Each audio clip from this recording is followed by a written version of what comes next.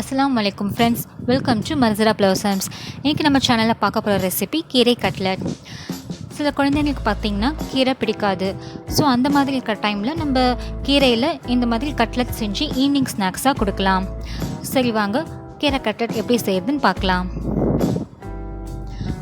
அதுக்கு நான் ஒரு பேனில் 3 ஸ்பூன் ஆயில் சேர்த்துருக்கேன். எண்ணெய் சூடானதுக்கப்புறமா ஒரு வெங்காயம் நறுக்கி அதில் சேர்த்துக்கோங்க. கூடவே பச்சை மிளகாயும் ஆட் பண்ணிக்கோங்க. உங்களுக்கு காரம் எவ்வளோ வேணுமோ அதுக்கேற்ற மாதிரி நீங்கள் பச்சை மிளகாய் ஆட் பண்ணிக்கலாம். ரெண்டும் சேர்த்து நல்லா மிக்ஸ் பண்ணி விட்டுருங்க.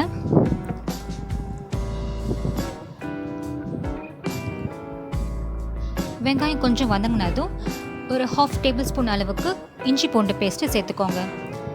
அதையும் சேர்த்து நல்லா வதக்கி விட்டுருங்க. அதுக்கப்புறமா 1 கப் கீரை அதில் சேர்த்துக்கோங்க. நான் 1 கப் எடுத்துருக்கேன். உங்களுக்கு எவ்வளோ வேணுமோ நீங்கள் அவ்வளோ எடுத்துக்கலாம். கீரை சேர்த்து நல்லா எல்லாத்தையும் மிக்ஸ் பண்ணி விட்டுருங்க. கீரை கொஞ்சம் வதங்கினதுக்கப்புறமா ஒரு 1/2 ஸ்பூன் அளவுக்கு உப்பு சேர்த்து நல்லா மிக்ஸ் பண்ணி விட்டுருங்க.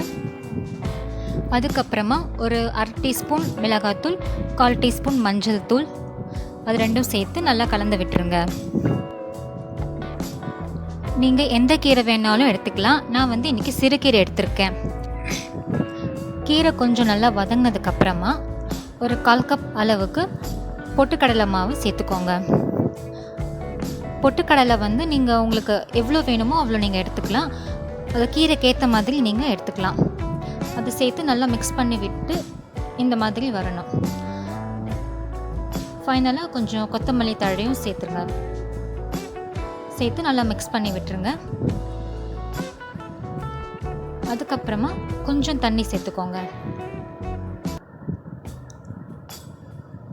தண்ணி சேர்த்து நல்லா இந்த மாதிரி மிக்ஸ் பண்ணி விட்டுருங்க.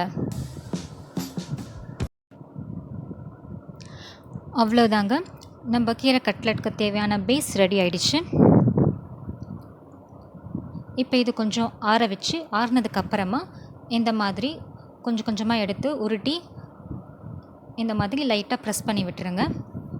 ரொம்ப ப்ரெஸ் பண்ண தேவையில்லை, கொஞ்சம் இந்த மாதிரி லைட்டாக ப்ரெஸ் பண்ணி விட்டுடலாம்.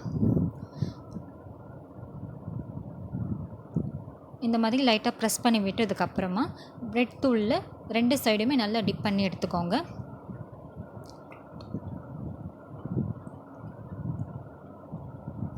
ரெண்டு சைடுமே நல்லா டிப் பண்ணி எடுத்து நம்ம தனியாக ஒரு பிளேட்டில் வச்சுக்கலாம். இதே மாதிரி பேலன்ஸ் இருக்கிற பேஸையும் நம்ம இந்த மாதிரி ரெடி பண்ணி எடுத்து வச்சுக்கலாம். அதுக்கப்புறம் தவாவில் எண்ணெய் சேர்த்து எண்ணெய் நல்லா சூடானதுக்கப்புறமா நம்ம ரெடி பண்ணியிருந்த அந்த கீரை பேஸை எண்ணெயில் வச்சு ஃப்ரை பண்ணி எடுக்கணும். ஒரு சைட் நல்லா ஃப்ரை ஆனதுக்கப்புறமா நம்ம திருப்பி போட்டு அந்த சைடும் நல்லா ஃப்ரை ஆக்கணும்.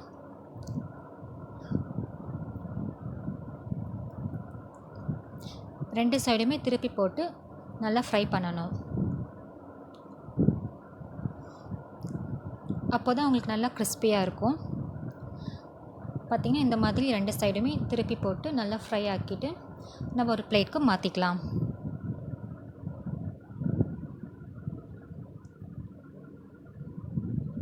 அவ்வளோதாங்க, சூப்பரான கீரை கட்லெட் ரெடி ஆயிடுச்சு. நீங்கள் இது வீட்டில் கண்டிப்பாக ட்ரை பண்ணி பாருங்கள், உங்களுக்கு ரொம்ப பிடிக்கும். இந்த வீடியோ உங்களுக்கு பிடிச்சிருந்துச்சுன்னா லைக் பண்ணுங்கள், ஷேர் பண்ணுங்கள், மறக்காமல் சப்ஸ்கிரைப் பண்ணிவிடுங்க. தேங்க்யூ.